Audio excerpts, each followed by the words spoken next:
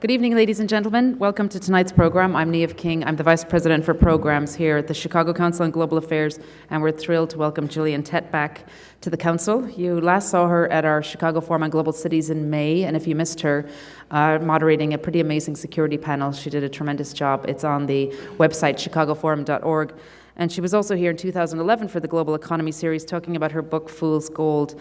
And I recall one of the bankers in the audience saying they learned more about finance from an anthropologist in an hour and 15 minutes than they had in the previous 3 years contemplating the financial crisis. So somebody to listen to. I'd love to thank our sponsor tonight, Zurich. Thank you so much for your continued support of this series. As you know, it's very important. We're kicking off the series for this year tonight with Gillian. We're thrilled for that. Thank you very much, Will, and all your colleagues for that. Gillian's new book will be for sale. It's fascinating. You might have heard her talking about it in Fareed Zakaria over the weekend. It's called The Silo Effect, The Perils of Expertise and the Promise of Breaking Down Barriers. She met with our board and our chairman circle at lunch today, and it applies to almost every part of life, so I'd encourage you to check it out. Tonight's program is on the record, so you can use social media, but please make sure your phones are on silent. We will be live streaming. A few upcoming programs that may be of interest to you. Next week, October 6th, we'll be hosting John Kay on the real business of global finance. And then the next two installments of the Global Economy series, October 13th, we're hosting a blockbuster of Ben Bernanke in conversation with Martin Wolf, a colleague of Gillian's. And then on November 2nd, Glenn Hubbard will be talking about the new U.S. normal. As you know, council programs are member-supported. Thank you very much to all of you who are already members. If you're not a member, please join for $100. My colleagues in the back can help you. And if you join today, you can get a copy of Gillian's book for free. So I'll be back up for Q&A, and now if you would join me in welcoming to the stage Will Trimble, who's the Chief of Staff to the Chairman of North America Zurich Insurance Group and the sponsor of this program series. Thank you.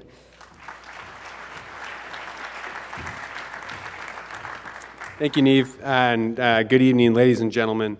On behalf of Zurich and the Chicago Council on Global Affairs, I'd like to thank you all for joining us for this first program of the Fall 2015 Global Economy Series.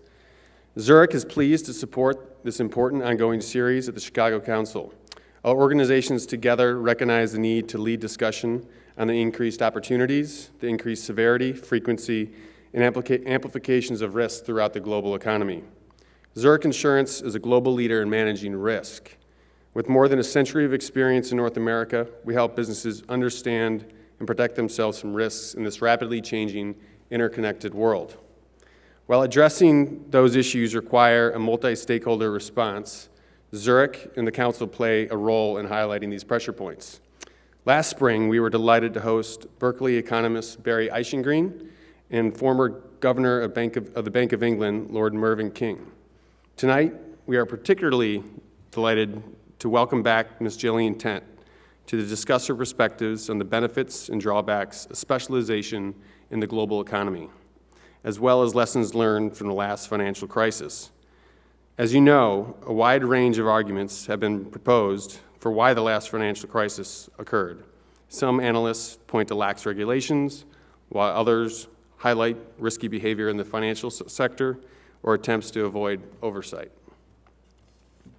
In her new book, The Silo Effect, Ms. Tett argues that risk accumulation that helped trigger the financial crisis was made worse by organizational fragmentation into silos, the isolated functional units that may prevent cooperation and information sharing within an organization. We're very fortunate to have Ms. Tett with us this evening, and we look forward to her insights on these incredibly relevant issues. Now let me briefly introduce you to her. Gillian Tett is currently the U.S. Managing Editor of the Financial Times, where she writes weekly columns covering a wide range of economic, financial, political, and social issues around the world. She has held a variety of positions over the course of her career at the Financial Times, including Assistant Editor, Capital Markets Editor, Deputy Editor of the Lex column, Tokyo Bureau Chief, as well as Beats in Russia and Brussels.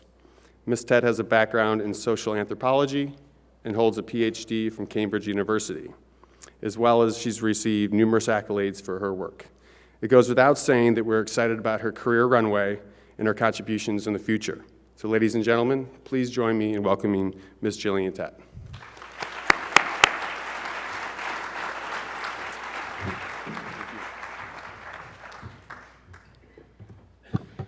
Many thanks, Will, and many thanks, Niamh. I am delighted to hear that I'm basically a warm-up act for Ben Bernanke. So I will endeavour to not disappoint. Now, as you've just heard, I'm going to talk to you tonight about silos. Not in the sense of cylindrical towers that hold corn, although standing where we are right now, that's rather relevant. But in the sense of how we organise our lives, or how we sometimes don't organise our lives just organise us into very fragmented units. Or to put it another way, I'm going to talk to you about why it is that so often very bright people do things that seem spectacularly dumb. Why do we all, and we like to think we're bright, sometimes do things that in retrospect seem fantastically stupid? And it's a question that I first started to ask, in particular back during the financial crisis of 2008. As you've just heard, I was running the financial markets team of the FT then, and later went on to write a book about some of the really dumb mistakes that were made. And back then it was very fashionable for people to say to me, well, these bankers, they've blown up the world with their credit derivatives and all their mortgage things, and they must have been either completely mad, completely evil, completely greedy, or probably all three. And I used to say to myself, well, yes, I dare say there are some bankers out there who have been greedy. Maybe some are mad and evil as well. But most of the people who I know who work in the financial industry, and I'm not saying this just because it's sponsored by Zurich tonight, but most of the people I know are not actually mad, evil, and greedy. They're simply people who are working in a system and are trapped by a system and doing what makes sense to them, at least if they look at what's just underneath their nose. And when I looked around at the financial system and tried to work out why things had gone so spectacularly wrong, it seemed to me that there was a very important component to the whole story that people were missing, and that was the issue of fragmentation. Or more specifically, the problems that people had inside the system of joining up the dots. Now, it was first really driven home to me in relation to a big bank, UBS, big Swiss bank. Now, as many of you will know, Switzerland is a country which makes a virtue out of being incredibly boring. Incredibly safe, incredibly quiet, incredibly sober. UBS is about the only bank I know, apart from Credit Suisse, whose headquarters are so unbelievably dull that they're grey granite and they're designed to blend into the background. None of these kind of flashy towers that you get with most big American banks with their headquarters. And in the run-up to the financial crisis, UBS was a bank that thought it was unbelievably safe. It had spent a huge amount of time not merely hiring 3,000 risk managers inside its bank, but it spent a huge amount of time before the crisis trying to pore over its accounts and see where it might be risky and dangerous. And it was convinced that the biggest risks were probably found in leveraged finance, that's risky corporate loans, or hedge funds. And so it kept poring over and over its books, trying to work out where it might actually have a risk. Well, the tragedy was that when the financial crisis erupted, it turned out that UBS had actually done a fantastically good job of managing its risks in risky corporate loans and hedge funds. But it had missed the elephant in the room, and that was subprime mortgages, in particular subprime mortgages bundled into something called CDOs. And if you look back at why they missed that big elephant, and it was actually a $50 billion size elephant. I mean, missing $50 billion of risk on your balance sheet is quite a big thing to do, and it ended up causing $19 billion worth of losses. But the reason they'd missed it was actually quite simple. One problem was that the risk managers had simply misclassified it. They put it in the wrong mental bucket very early on and never actually changed the bucket. Another problem was that the risk managers themselves were completely subdivided into 3 different pieces, and they didn't talk to each other, so they failed to swap information. But the third problem was that you had a group of traders in London who were doing one thing and a group of traders in New York who were doing quite another, and they simply didn't talk to each other. In particular, the traders in London thought they were short the mortgage market, the traders in New York were extremely long, and somehow nobody joined up the dots and put that together. Seems incredible in retrospect, but actually, any of you who work in finance will know that this was a kind of pattern that was found over and over again. Citigroup, Merrill Lynch, many of these banks had problems of silos, where essentially banks were operating not like those neat grids, matrices that the Human Relations Department likes to talk about, but actually more like warring Afghan tribes inside the bank. And as somebody who did their PhD research around the borders of Afghanistan, I actually found looking at that tribal pattern was quite good for understanding the modern financial company. But what became clear to me when I looked at the financial crisis was that this wasn't just a problem of the private sector. Another institution I spent a huge amount of time looking at and talking to was the Bank of England. May or may not be known well to some of you in the room. But in the run-up to the financial crisis, economists at the Bank of England and the Fed spent a lot of time talking about the state of the economy and the world. In fact, they spent a huge amount of time producing wonderful models that purported to show exactly what was going to happen to the economy over the coming years. But amid all those models, all those incredibly bright, brilliant people who were paid to be very, very good at forecasting, somehow failed to miss the scale of the credit bubble that was blowing up until 2007, and then the dramatic crisis after that. And if you go back and ask what went wrong with the economists, well, it wasn't because they were mad, evil, or greedy. For the most part, they weren't actually making that much money. And it wasn't because somehow they couldn't count. It was because those models, just like the risk managers at UBS, were incredibly narrow in their vision. More specifically, and a story I tell in my book, the economists at both the Bank of England and the Fed were so busy looking at what they thought the real economy was all about that they completely ignored what was happening in the financial markets and in the weeds of the financial system. They assumed that high-status, serious macroeconomics sat in one bucket, one mental bucket, one department, while the grubby details of all those kind of CDOs that the bankers at UBS and others were doing sat in another. And they simply could not join up the dots. Economists and economics was such a tribal profession.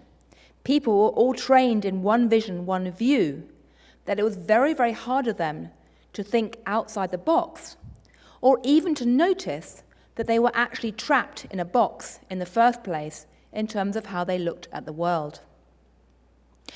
So, silos. I became convinced that silos, in the sense of boxes, mental boxes, social boxes, structural boxes that we use to organize our life and fragment our lives, were absolutely critical in the financial crisis. But then, in 2010, I moved to New York. I'd previously been working in London. I moved to New York to run the operations of the Financial Times across America. And one of the first stories that I had some of my team to cover was BP. I'm sure you'll remember that, the terrible disaster that happened in the Gulf of Mexico. And I got some of my staff to dig into what had gone wrong there. How could, once again, a bunch of very bright, highly paid engineers have been so unbelievably stupid? And to my surprise, a very, very similar pattern to what I'd seen at UBS or Citigroup began to emerge at BP. And then I became a bit obsessed, actually. I went around the corporate landscape and the political landscape looking for stories and examples of silos. I found them at General Motors. Think back to that extraordinary story about how a group of supposedly very bright, highly paid individuals had somehow managed to ignore a terrible flaw with the seatbelts and the safety devices at General Motors for years. And if you asked Mary Barra what happened, she will admit very openly that it was a terrible problem of silos. The engineers looking at the seatbelt simply did not talk to the people who were in the legal team and vice versa. Similar pattern, I suspect, will emerge at Volkswagen and all the problems that are developing there right now. But you see the same pattern inside government agencies. Think back to what happened in the run-up to 9/11 with the CIA and the security forces, where once again the right hand was not talking to the left hand. In fact, time and again, whenever there's a big corporate scandal or disaster, or simply a big opportunity missed, it's that silo problem. So I began to ask why. Why is it that we're prone to start fragmenting the world in that way? Why is it that we keep doing things that in retrospect seem incredibly stupid, but at the time seem very, very hard for us to see the risks? And as I tossed that idea around in my mind, I became increasingly curious to see what I could use from my background to try and understand this. Not just in the sense of being a journalist who goes around writing disaster stories or good news stories and general stories about corporate and business life, but actually in my background as an anthropologist. Because, as you just heard, I have a PhD in cultural anthropology, social anthropology, based on fieldwork I did in both Tibet and Tajikistan. And it's not a normal background for writing about economics and finance, but I happen to think it's a very, very valuable background, and for reasons which may not be entirely obvious. I should stop here for a moment and say, is there anyone else in the room who does have a background in anthropology and wants to admit to it? Okay, right, 1.5. Great. My FT colleague, Lindsay Whipp, who's over there, who I hope you all have a chance to meet. She's just recently moved to Chicago, and she is a fellow anthropologist. That is a complete coincidence. The FT does not hire many anthropologists. In fact, I think we are the only two, but hey. Well, since you're not a group of anthropologists, I should briefly explain. When most people think of anthropology, they think about either people who go out and study bones for a living, or else people who go out deep into the jungle or strange places with unpronounceable names and look at weird people wearing weird costumes doing weird things. And to be honest, that was actually a bit what anthropology was about 150 years ago. But these days, it's very different. What anthropology is about is really something incredibly simple, which is the study of the other, the study of a culture, a society, a group of people who are slightly alien from ourselves, slightly different. And anthropologists believe that by going out and studying the other, or something that's different, trying to see the world through somebody else's eyes, we don't just learn about another culture. By thinking ourselves into somebody else's life and their mind, we can also learn to look back at ourselves and understand just how weird we are. Because it's a basic precept of anthropology that every culture in the world believes that the way that they organize themselves is entirely natural and inevitable, and that everybody else is kind of weird. And yet, it's also a simple truth about humanity, that when you try and think of yourself from someone else's perspective and look back at yourself, you realize just how strange you really are. And anthropology is actually quite useful for thinking about silos, for this simple reason. Silos arise because we are hardwired as human beings to classify the world. Silos come out of the fact that we classify the world into different mental and social buckets. At a bank like UBS, you have the London team and the New York team, the mortgage team and, say, the leveraged finance team. In a group like the Bank of England, you have the macroeconomists, and then you have the finance department, or the finance regulation department. You classify the world. And something that anthropologists know by studying different human cultures across the world is that every single society in the world is hardwired to classify the world around us. Classification is endemic to the human condition. In fact, in many ways, classification is culture. And the reason for that is very simple. We are all, wherever we live, however we live, whether we are Bushmen of the Kalahari or whether we're working at Citibank, we are all swamped with data and information and processes on an everyday basis. And unless we have a system to organize our mind, our brains, our speech, our social interactions, and our space, we will simply drown in chaos. We all need mental filing cabinets. We all need mental boxes. Whatever image you want to use, we all need silos in the sense of specialist boxes to put our minds, our lives, our operations simply to create order. Classification is inevitable. And in many ways, silos are often very beneficial, because without that, we couldn't exist, we couldn't operate. They often help efficiency to a great degree. But the other point that anthropologists know, and this comes back to the reason why we study the other, to realize how weird we are, is that there's more than one way to live. There's more than one way to classify the world and to operate. And out of that simple point, there's actually a rather encouraging message, which is this. Silos and classification are inevitable, but the shape they take doesn't have to be inevitable. We need systems to organize our lives, and yet we don't have to be blindly mastered by them. If they don't work for us, if they become outdated, if they become excessively rigid, if we have a system which basically classifies the world and leaves out lots of really, really important things, then we can change it. If something new, like subprime mortgage CDOs, pops up, we don't necessarily have to just fit it into our pre-existing classification system.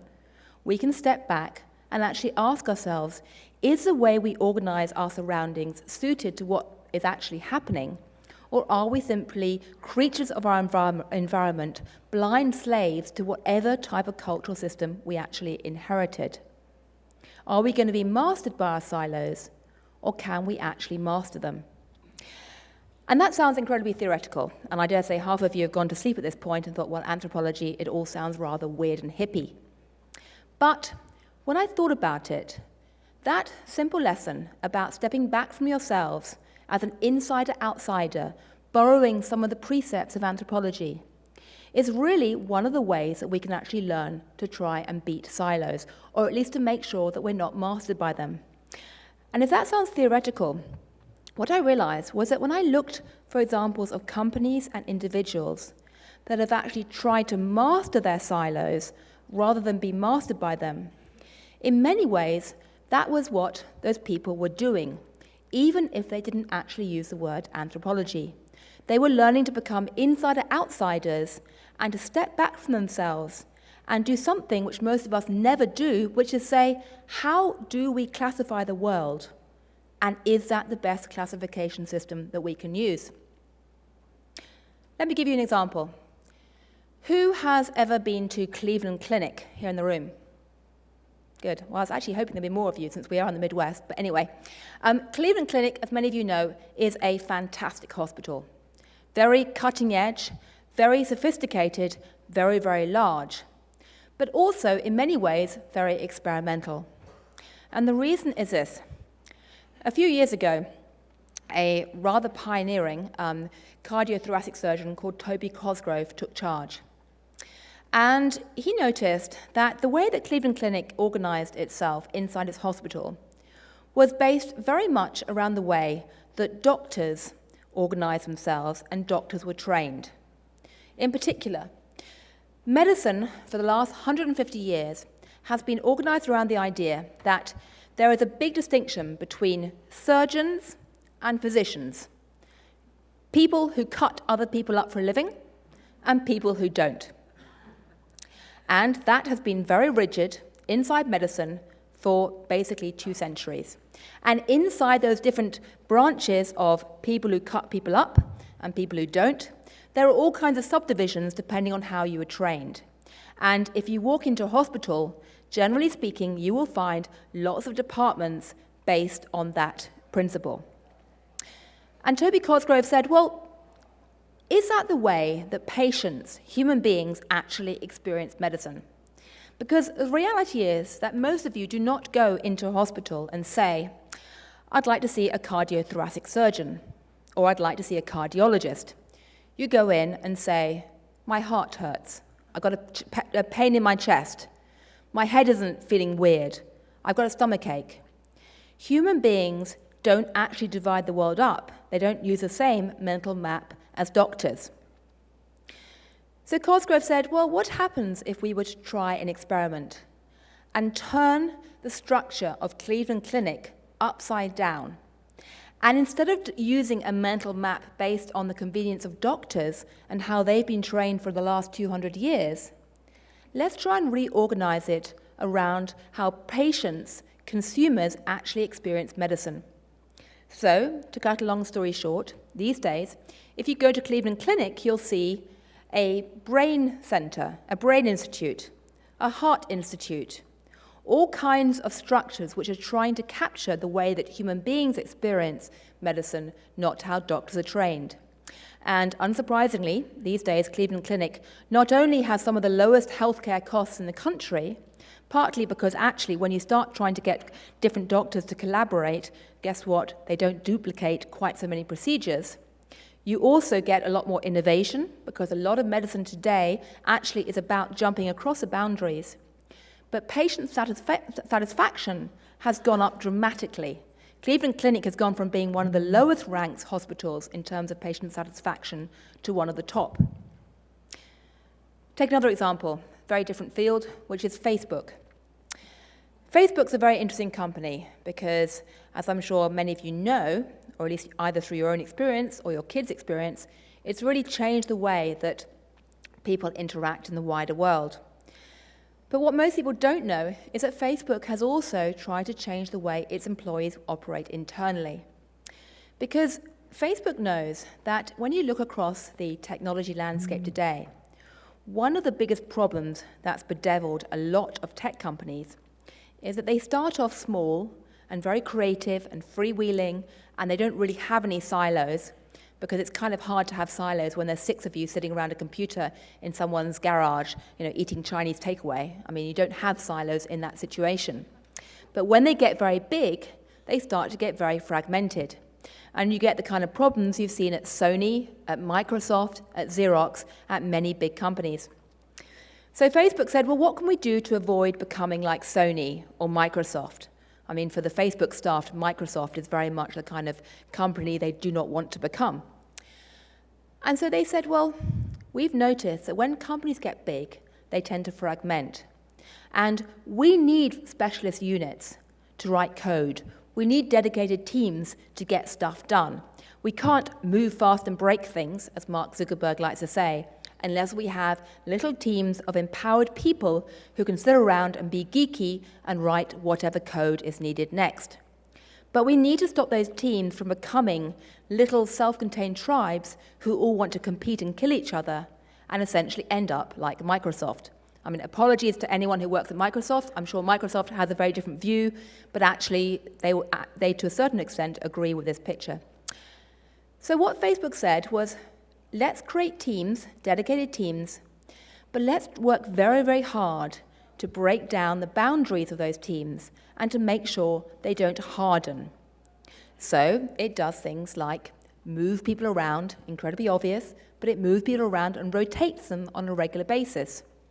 Every so often it takes the teams and smashes them together at all-night coding sessions called hackathons, where you're forced to work with somebody completely different from you. It does things like it uses architecture to get all the employees to collide.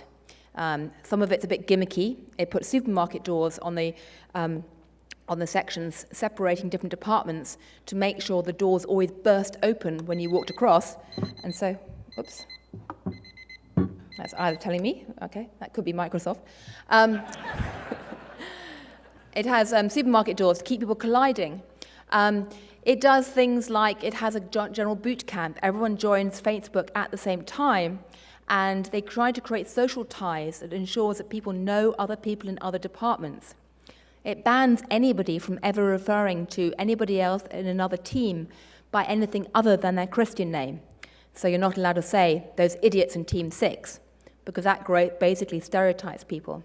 So it tries to keep people moving around and connected while actually having these distinct units.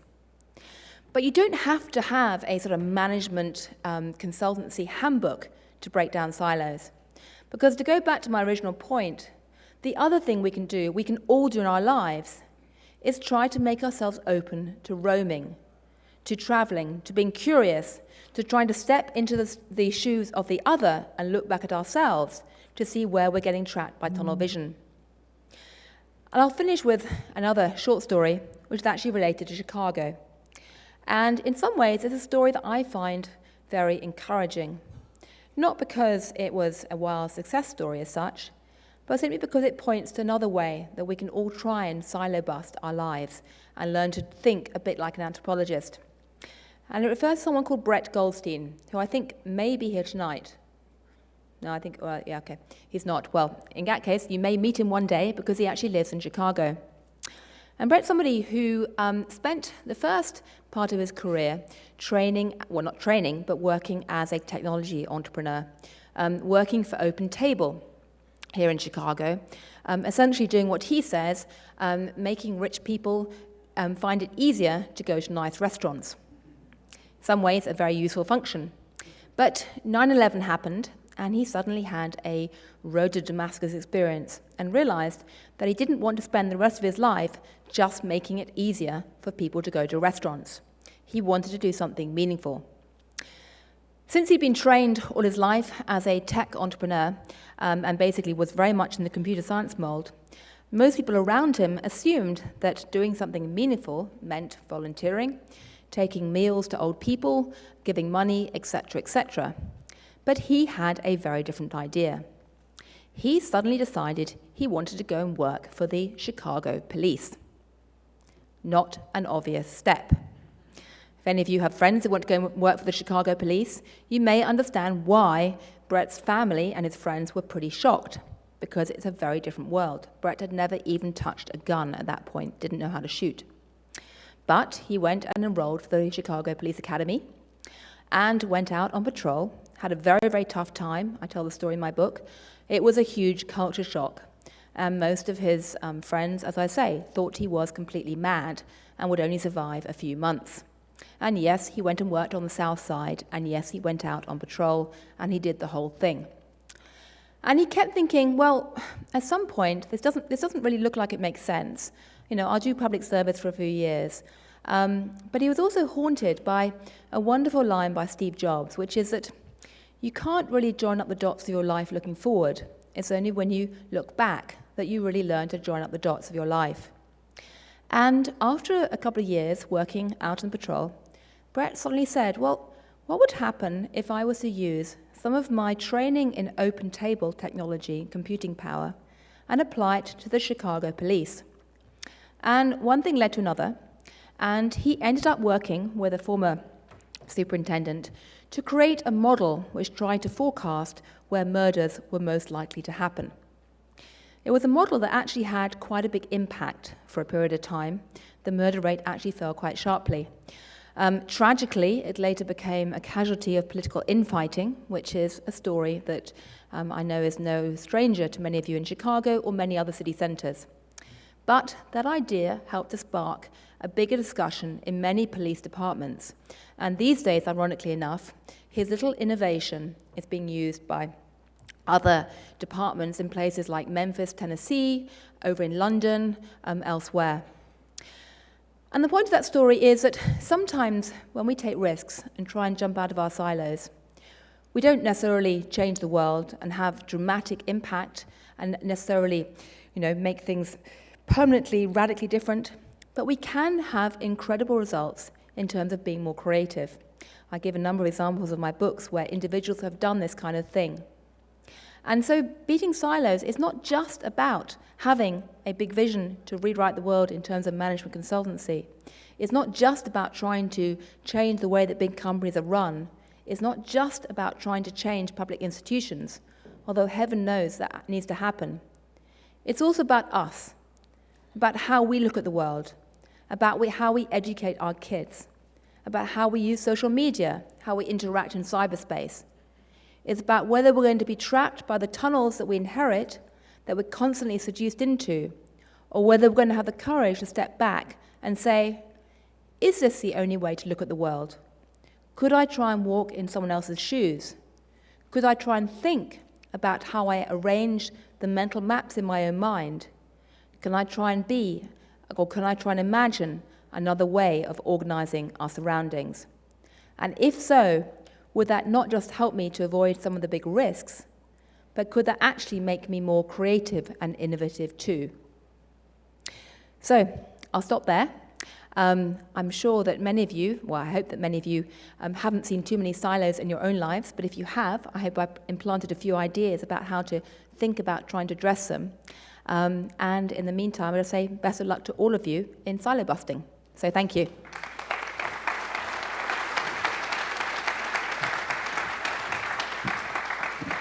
Thanks, Gillian. We have a few minutes for questions, so if you wouldn't mind raising your arm and waiting for the mic and making sure your question's a question.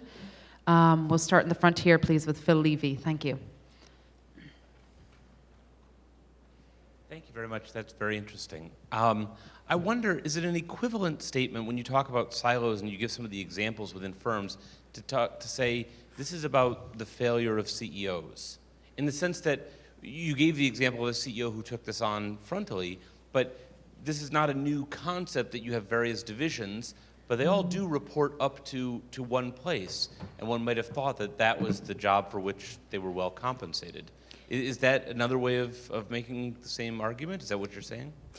It's absolutely partly about the failure of leadership to try and challenge the way that organizations are structured, and also to try and challenge the power structures, because one of the reasons why silos become so embedded is because of power structures.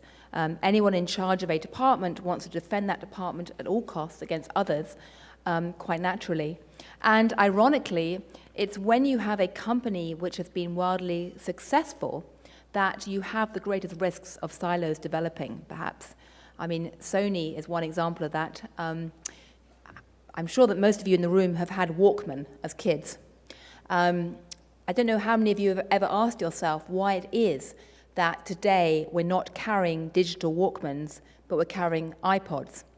And the reason is that back at the turn of the century, Sony was a company which seemed to be on a roll, unbelievably powerful, highly respected.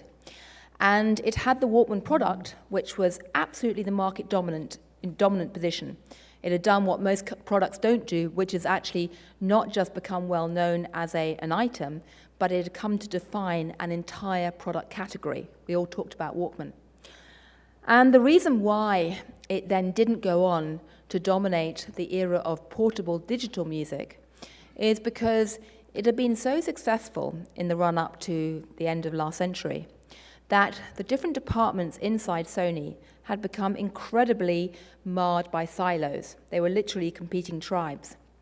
And although Sony had everything you could think of to create a digital Walkman, it had hardware, software, and music all under the same roof and a brand, what happened was that each department insisted on producing its own version of the digital Walkman.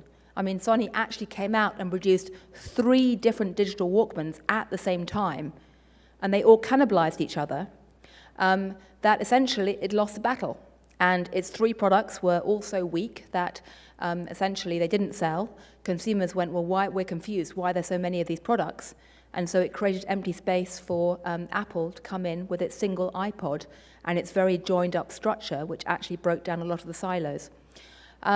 So ironically, it is a failure of CEOs, but it's often the failure of people below the CEOs who run individual teams.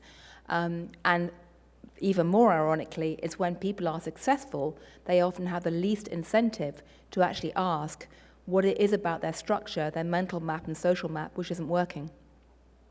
Thank you. Yeah, there was a question right there, please. The gentleman with the glasses. Thank you. Do we need more generalists in organizations to look at the whole picture? Sorry, your mic was off at the start. Could Sorry, you the repeat question your was, do we need more generalists? Yes. Yes. I think that's a great question, sir, because actually one of the tragedies about the modern world is that there is such a pressure on companies today to be ultra efficient and streamline their operations that what tends to happen is that they cut out without thinking the people who could be connectors inside their organization and generalists.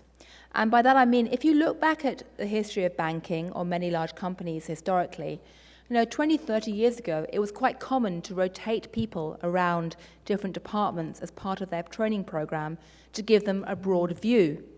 It was very common when kids went to college to study a broad range of subjects to get, again, a broad view. Today, there's an increasing stress on everybody to get hyper-specialized, hyper-focused, hyper-efficient, hyper-streamlined as fast as they can. And Paul Tucker, who's the former Deputy Governor of the Bank of England, who I tell his story when I talk about how economists became beset by tunnel vision. He puts it very well, and he says that at the Bank of England, if you went back 3, 4, 5 decades ago, they didn't just hire economists, they hired people who had general backgrounds and a broad world view, and they moved people around.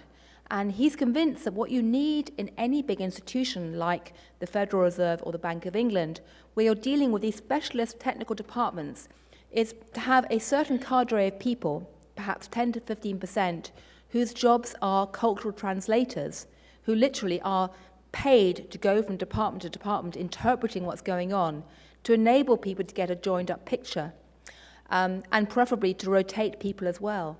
But it's very notable that these days, the only companies I saw that are really actively thinking of ways to do that and actually building in slack in the system are groups like the technology companies that are, if you like, wealthy enough or have expectations of being wealthy enough or have investors who are indulgent enough to let them create that slack.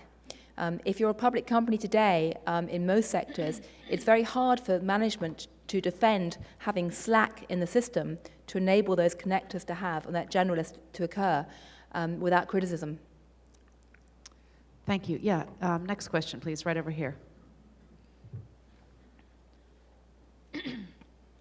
Gillian, I wonder if you would agree with me that in the financial crisis, as you mentioned, the two big Swiss banks who were respected by everybody for generally low risk tolerance. Of those two, UBS fared more poorly than Credit Suisse, my former employer.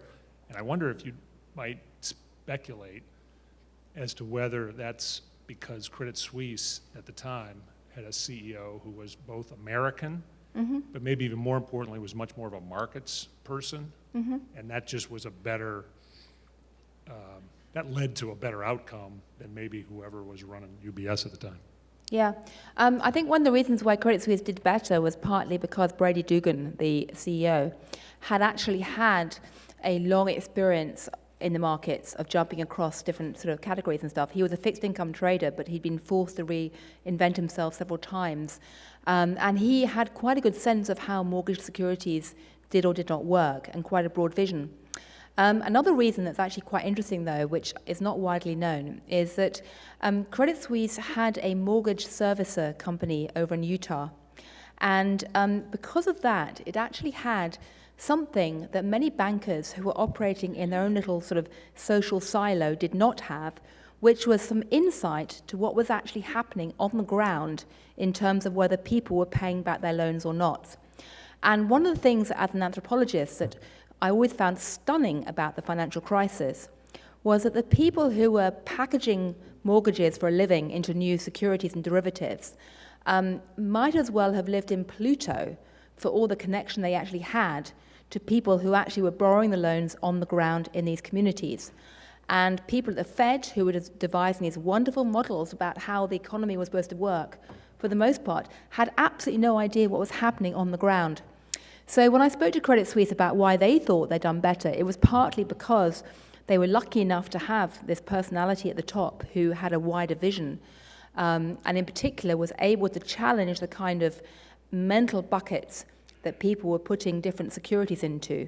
In particular, when something was put into the AAA bucket, he actually said, well, is that actually AAA?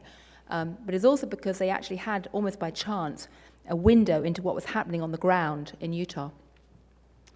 Next question, right up here, please, in the second row.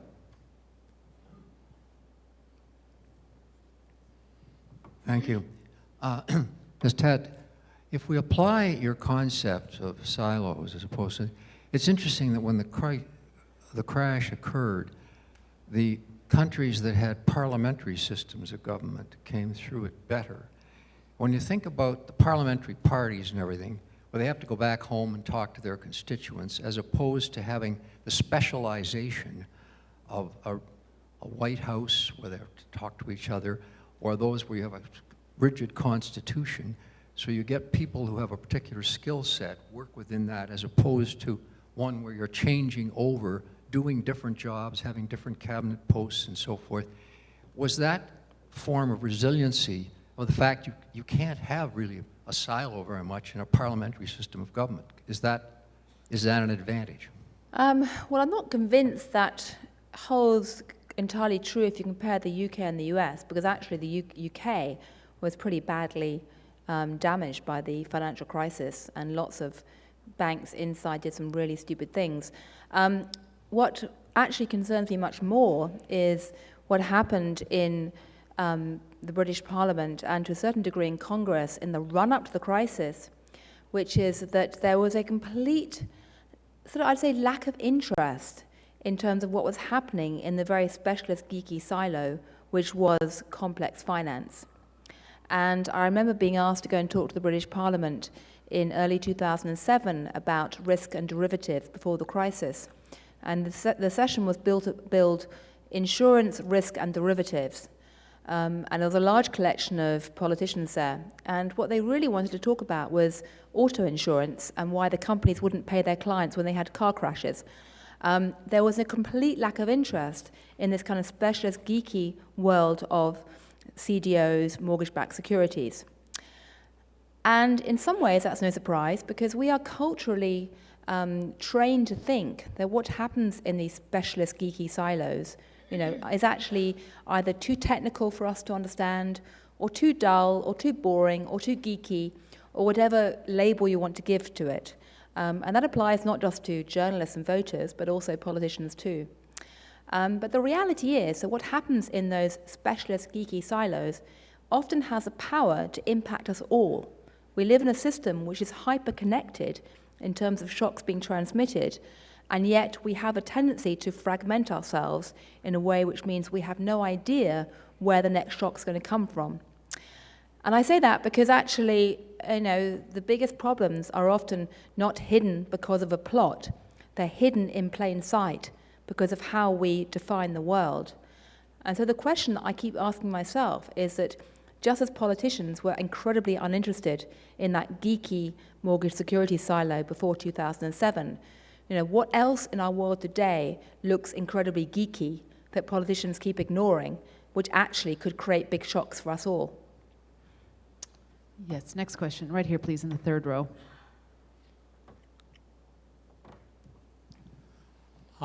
I wonder if you would reflect for a moment for us about education in the United States, K through 12, and how the specialization, and perhaps a little about the Common Core, and which is very controversial these days. Well, that's called How to Walk Straight into a Maelstrom. Point one, I am passionately in favor of a broad-based education and not being hyper-specialized too young. Some of you may have read the book that Fareed Zakaria, my friend, recently wrote called In Defense of a Liberal Education. And as somebody who trained as an anthropologist, of course I would say this, humanities are very useful. But actually what I would say is that you shouldn't just study humanities or just study mathematics. You need both to actually get a bigger vision of the world. And the danger today is we tend to encourage everyone to hyper-specialize very young in a way that can be incredibly limiting. So my simple point is I'm very strongly in favor of trying to create, on the one hand, some element of commonality which enables people in a very broad group to speak a common language. But I also think very strongly that there should be many elements of both humanities, science, language, as many as possible to create that wider vision. The other thing I'm very passionate about is, and I'll say it briefly, is social media and what it does for our kids. Because people often say, well, the great thing about technology is it connects the world. You know, this little device can actually suddenly give you all the data you want across the world and enable you to talk to anybody almost across the world. And in some ways, it has an amazing ability to potentially break down silos. But it also is quite illusory, because if we don't think about it, it can actually reinforce our sense of fragmentation. And the reason is that because people today are allowed to customize their information, their friends, the people they connect with, we all tend to, if we're not careful, put ourselves into silos that get deeper and deeper over time. We go down sort of intellectual rabbit holes. And how many of you in this room are on Twitter? Okay, I'm sure many of you have got kids on Twitter, okay, so quite a lot. All of you who are on Twitter, it's worth stopping and asking yourself sometimes, how many of the people who I follow on Twitter are really different from me? Because most people, when they go on Twitter, choose to follow people who are pretty much like them. And then ask yourself, what would happen if I was to play an experiment and knock out half the people who I follow on Twitter and replace them with a group of people who are radically different from me? I mean, a simple example of this, what would happen if you went to kids who live, say, on Chicago's north side and said, how about you follow a bunch of kids on south side, if they use Twitter as well there, and see how the world looks from their perspective? How about if you followed a few Chinese dissidents, or Greek politicians, or refugees, or people who just have a completely different worldview from you for a week or two on Twitter, and just see how the world looks through their eyes? Because that actually is one way to try and break down some of the tendency to be sucked into silos that's infecting us all, which isn't just about classic formal education, but actually I think it is as important today in terms of thinking how kids interact and shape the world as anything else. Next question. Yes. Are there any women with their arms up? Yes, there's a lady right there, please. Okay. Hi, thank you. Is this on? Okay. Great speech. I am just wondering if you think that there are any industries or companies specifically that are at risk of being over-siloed and you can maybe predict their collapse. I could subsequently sell the stock if I own stock in the company. One summer in college, I worked at a local airline. I'm not going to say the airline. They're in the Willis Tower. Anyway, and it was so fragmented. Cargo wasn't talking to e-commerce, and safety wasn't talking to the people that handled the American Express account. It just seemed so fragmented, and people worked in their separate sectors for 20 years. So when you're speaking, this is what's coming back to me, and I don't mean to bully the airline industry. Yeah. So I'm just going to let you I must say, since I wrote this book, I feel a bit like I'm offering a kind of self-help therapy service for disgruntled employees, because I've had so many emails from people telling me about all the horrors in their company. People don't usually write in with success stories. It's usually about, complaints. And yes, I gather there is a problem in the airline industry. One of the things I would say is for anyone who's sort of investing is to think about the incentive structure. I mean, one of the biggest problems inside the banks is this eat what you kill approach to life, where you are incentivized to only really care about your little team and not to keep picking on UBS, because what happened at UBS was exactly the same as Citigroup and Merrill Lynch and others. One of the reasons why the teams in London and New York did not talk to each other is because, guess what? They weren't incentivized to do so in their compensation structure. One big problem in American healthcare today, apart from using a mental map set by doctors, not patients, is that doctors aren't so much incentivized to eat what you kill, but eat what you treat, that you have a fee-for-service approach. And so the reason you get so much fragmentation and duplication and high costs is because each little specialist is actually incentivized to keep doing things, on their own. So I would say, asking about incentive structures, asking about how people at the top of the company think about these issues is very important. And one last quick thing I would say is that a point I make very clearly in my book is that one person's silo is another person's opportunity. Anytime a company has become so big and bureaucratic that it's marred with silos that it does really dumb things, like Sony, you create an opportunity for somebody else to jump in. You know, Apple jumped in with an iPod because of that. And it applies in finance too, because whenever you get big banks doing really stupid things because of silos and internal rigidities, it invariably distorts market prices in a way that creates opportunity for arbitrage. And I tell the story in my book about Blue Mountain Capital, a hedge fund, which basically makes money off other people's silos and by jumping in. And I picked on them because it's easier to tell specific stories. But most investors who are really savvy and successful are basically natural silo busters, even if they don't use that word. And most people who are very innovative are also silo busting in terms of shuffling around their boxes and jumping across boundaries. Next question. We have time for one more quick question, please. The gentleman in the middle right there, please.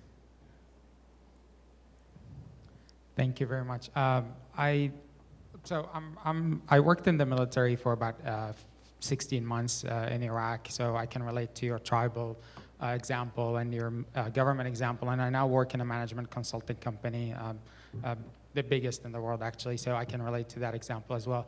But to finish kind of our session in a way, what do you recommend for us, the young generation, to try to break these silos? Because a lot of us, like you said, email you and just expressing our feelings of disappointment and desperation in trying to break these silos. So what do you recommend we do? Should we just duck in and hope to replace the leadership and then break these barriers, or what should we do? Keep your eyes open and keep your mind open and keep your social media account open. It sounds very obvious, but having the courage to take a few risks, try to look into the world in different ways and walk in someone else's shoes is absolutely critical. You know, and we can't all do what Brett Goldstein did and totally jump out of one career into a next career and then suddenly magically pull the pieces together late in life and find a way to actually build a bridge. You know, we can't all do that. I'm realistic. But we could all trying to think ourselves into a world that is not quite as cozy as wherever we are, and actually ask questions about how is it possible to reorganize our world? How is it possible to live differently? Because even if you're trapped in some kind of ghastly organization which is totally bureaucratic and siloized, there may come a point where even if you can't change the world around you, you might be able to jump out and actually do something innovative and creative instead, and remember that adage that one person's silo is another person's opportunity. So that's what I'd say. And I'll just say one other thing, which is this, that some of the people I track in the book, in fact, two of the people that I track in the book, both Toby Cosgrove and someone I start the book with, Mike Flowers, who did some amazing things in Bloomberg City Hall, say that one of the biggest jolts that made them think about breaking down silos was the experience of being in the military and war. Because oddly enough, although military structures tend to have terrible silos, they often have people who think about the silos quite a lot and try and introduce ways to actually get, you know, cross-horizontal cooperation. I used to think that often bankers could learn a lot by looking at how armies try and get collaboration. But also, it's when we have a crisis and when we have a really dramatic moment in our lives, whether, you know, you're in a war or something else, that actually our normal categories and classification systems collapse, and you're forced to rethink the world in truly creative ways. And when people say that, you know, don't let a crisis go to waste, they tend to mean, well, don't let it go to waste in terms of having an opportunity to bring about change. But that change can also involve actually being thrown out of your comfort zone and thinking about how to reorganize the world. Certainly Toby Cosgrove would give a lot of his inspiration for Cleveland Clinic to the experience of being in war. So I just leave that with you. Sometimes, you know, serendipity can be a very powerful, you know, thing to make us look at the world again. And it's sometimes a crisis that forces us to do that. Ladies and gentlemen, please join me in thanking Gillian for her remarks.